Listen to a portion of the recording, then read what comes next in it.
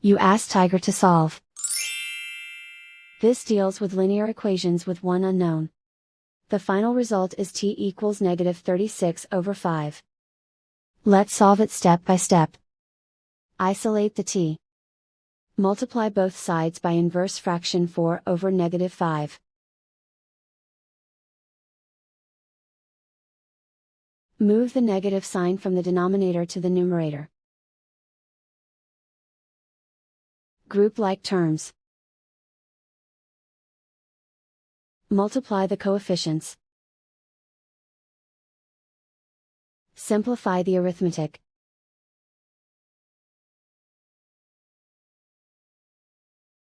Move the negative sign from the denominator to the numerator.